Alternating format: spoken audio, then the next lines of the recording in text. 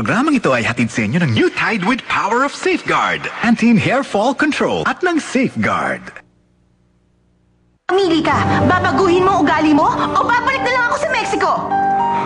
Okay na, gising na siya, Juan Miguel. Kung gusto mo, pwede mo nang puntahan si Marichuy sa kwarto niya ngayon. Salamat.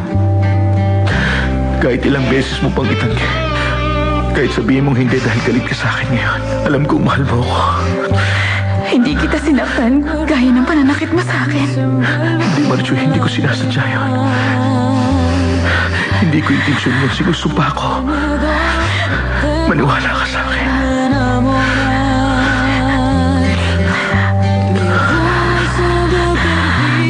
Anong ginagawa mo rito? Sentido al hablar, con solo escucharte. Ikaw lamang ang mamahalin. Ang buhay ko sa'yo lamang iaalay. Yan ang pangako ng puso ko sa'yo. Teka, pwede ba tumigil na kayo? Huwag na kayo mag-away! Kahit magalit at gumanti kayo sa akin, hindi na may babalik ang paningin ni Marichuy. Bakit hindi kayo lumaban para gumaling siya? Bakit hindi tayo magtulungan ngayon para makahanap ng paraan para may balik ang paningin niya? Nagagalit ka? Hindi po ako galit. Gusto ko at malakas ang loob ko na lumaban para sa kanya. Alam ko kung ano makabubuti para sa aking anak. Hindi ko na kailangan ng tulong na iba. At paano si Marichuy? Hindi mo na yung problema. Ang mabuti pa, umalis ka na. Aalis po ako. Pero bago yung gusto kong malaman ninyo na ako ay hindi susuko para sa kanya. Malalaman din natin yon.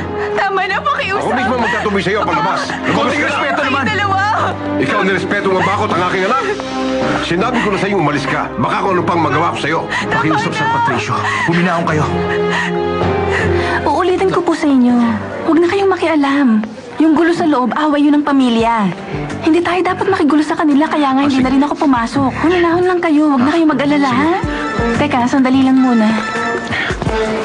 Hello? Ana Julia, si Cecilia to. Bakit ma'am? Kumusta po? Nag-aalala kasi ako eh.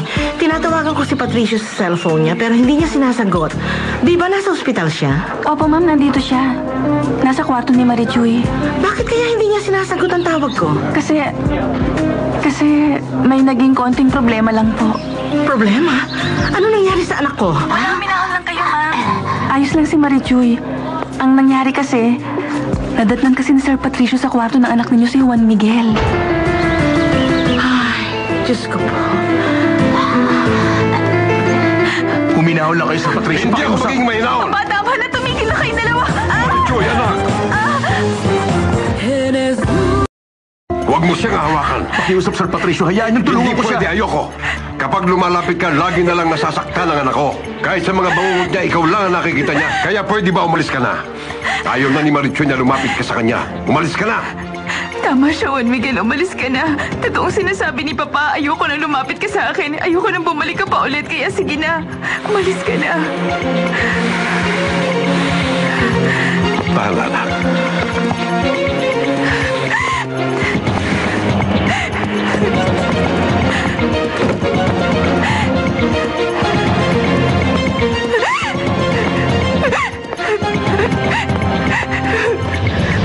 Bahala na. Juan Miguel, bakit ka ganyan? May nangyari ba kay Marichuy at galit na galit ka? Wala na, Julia, pero pasensya ka na dahil ayokong pag-usapan to ngayon.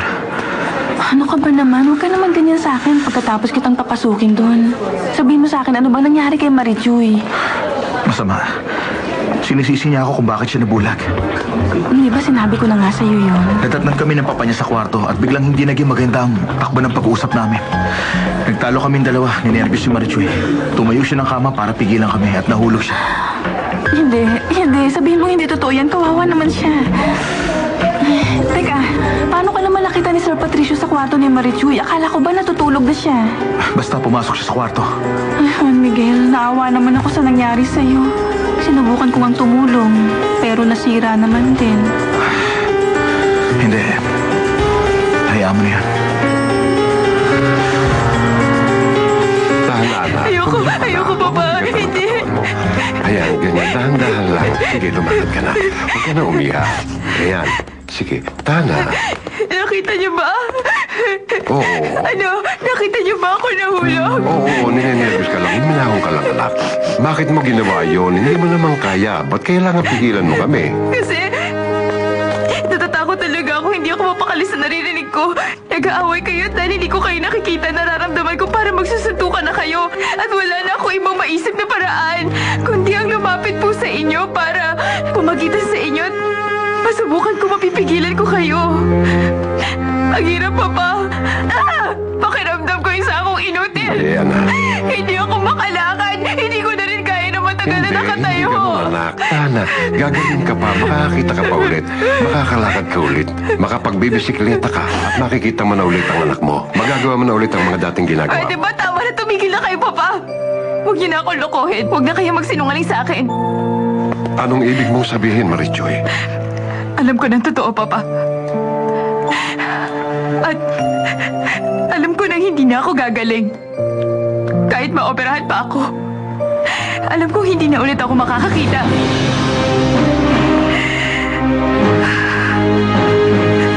Hindi na ako makatagal. Kailangan ko na umalis ng ospital na to. Juan! Juan Miguel, sandali lang.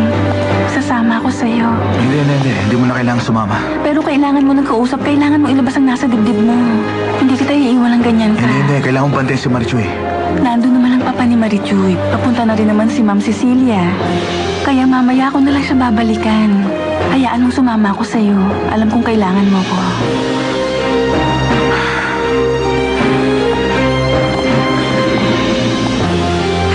Anong ibig mong sabihin na napansin mo yung sinabi ko kay San Roman na imposibleng hindi ka na ulit makakita kahit na maoperahan ka pa? Hindi, Papa. Alam ko na talaga yun. Pero paano? Paano mo nalaman? Sino nagsabi sa'yo? Sinabi sa akin ni Ana Julia. Ana Julia. Ana Julia, salamat sa pagsama mo sa akin. Salamat din dahil naniniwala ka, Juan Miguel. Salamat din sa pagtitiwala mo sa akin. Sa tingin mo ba magkikita pa ulit kayo? Oo naman. Sa ngayon, ikaw lang ang tanging makakapagbigay sa akin ng impormasyon tungkol kay Marichoy. At patuloy kong gagawin ang bagay na yun para sa'yo. O paano? Kita na lang tayo ulit? Umaasa ako sa'yo. Alalahanin mo, lahat ng gusto mo gagawin ko.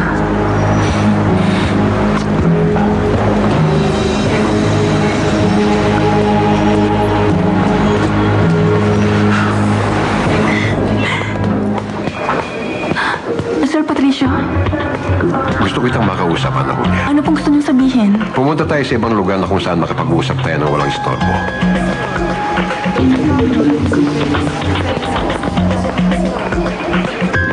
Sir Patricio, anong problema?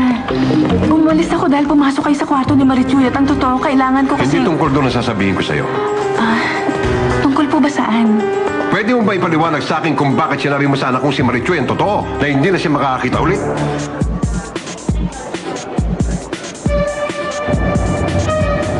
Ako din. Minsan minahal din kita. Hindi. Mahal mo pa rin ako. Aminin mo na. Hindi. Hindi na ngayon. Marichoy. Kahit hindi mo aminin, alam ko. Nasasaktan ka ngayon kaya sinasabi mo na hindi mo na ako mahal kahit mahal mo pa ako. Hindi naman kasi kita sinaktan kung paano mo ko nasaktan. Marichoy, hindi yun ang intensyon ko. Hindi yun ang intensyon ko. Maniwala ka, hindi ko ginusto yun.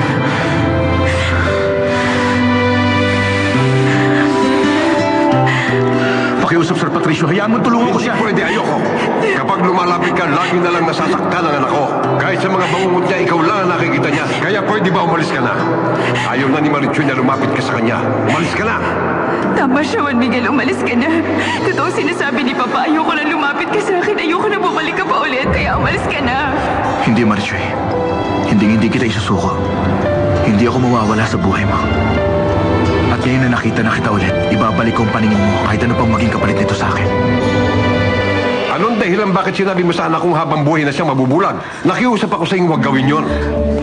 Hindi niyo po kasi ako maiintindihan. Bigyan mo ako ngayon ng magandang paliwanag kung bakit sinabi mo yon. Ginawa ko lang yun para sa kabutihan ni Marichu. Yun ang totoo. Sa kabutihan niya? Alam mo ba apektado siya ngayon? Kasi hanggat hindi niya nalalaman ng totoo, hindi niya matatanggap at malalagpasan ang problema niya. Kapag nagtagal lalo, magiging mabigat yun. Unti-unti niya rin yan matatanggap, mabutit maaga niya nang nalaman. Alam ko naman kung kaya niya Hindi, yun. natanggap niya yun dahil alam niya mayroon pa rin pag-asa. At ngayon sinira mo ang loob niya. Masakit kasi sa akin na makita kayong binibigyan siya ng pag-asa sa mga bagay na hindi naman mangyayari. Ayoko siya makita nagbumukhang tanga. Ginawa ko lang yun para sa kabutihan ni Marichuy. Pero wala ang ginawa mo. Sir Patricio, maniwala kayo sa akin. Higit pa siya sa isang kaibigan. Tinuturing ko siya na parang kapatid. Ang gusto ko, gamayan lang siya ngayon. At tulungan siyang kayanin ng mga problema niya. Pero kahit nasaan na nagtanong ka muna sa akin. Ayokong masaktan siya pag nalaman niyang imposible na para sa kanyang gumaling. Sir Patricio, nakikiusap ako sa inyo. Pagpasensyahan niyo na po ako. Makikita ninyo unti-unti niya pong matatanggap ang katotohanan. At mabuting malaman na rin po niya yon, Sir Patricio. Makikita niyo rin. Sana nga tama ka, Ana Julia.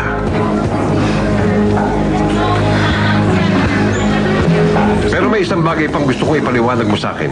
Bakit hinayaan mo si San Roman na makapasok sa kwarto at makausap ang anak ko? Maintindihan kung bakit iniwan mo lalaki niyo sa loob ng kwarto. At sinubukan mo pa akong palisin para hindi ko malaman na nandun siya. Maniwala kayo, Sir Patricio. Bigla na lang kasing dumating si Juan Miguel at pinilit niyang pumasok sa kwarto ni Marichuy. Kaya wala naman ako nagawa, hindi ko siya malabanan. Meron nagbabantay sa kanya. Bakit hinayaan niya pumasok? Hindi, pinigilan din po niya si Juan Miguel na pumasok. Pero naisip ko si Marichuy at naisip ko huwag gumawa ng eksena. Kaya sinabi ko sa kanya na papasukin ang lalaking yun kahit sandali lang. Nagkamali ka sa pagdedesisyon mo ng mag-isa. Sinabi mo agad sana sa akin to. Ang totoo, umiiwas lang talaga ako na magkaroon ng iskandalo. Dahil masyadong agresibo si Juan Miguel San Roman nang dumating siya kanina. At bukod doon, natatakot din ako na baka magkagulo kapag dumating kayo at maabutan niyo siya doon. Makaka-apekto yun kay Marichuy at sinabi niyo rin sa akin na huwag siyang paiyakin at huwag na huwag siyang gagalitin. Nagkaroon kami ng mainit na pagtatalo ni San Roman. Kawawa si Marichoy, sinubukan niya kaming pigilan kaya tumayo siya. At sinubukan niya maglakad. Pakiusap, Sir Patricio. Hindi Hinahon ako kayo. maging mahinaon! Tama na, Papa. Tumigil na kayo dalawa. Marichoy! Ako, hindi ako makapaniwala.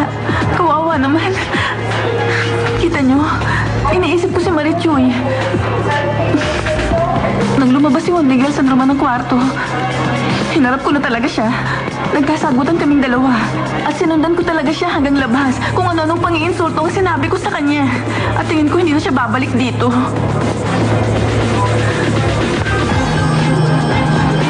Nahulog siya. Kawawa naman ang kaibigan ko. Sigurado akong nasaktan siya nung bumagsak siya.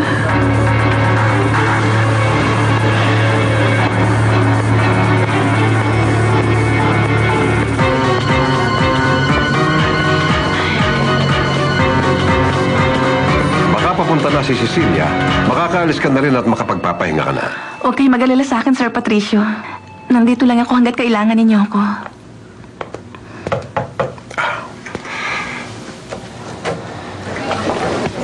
Excuse me, Judge Velade? Gusto malaman ni Dr. Rolanda kung pwede kayong pumunta sa opisina niya ngayon. Gusto niya kayong makausap. Sige, pupunta ako na siya. Excuse lang po, ma'am.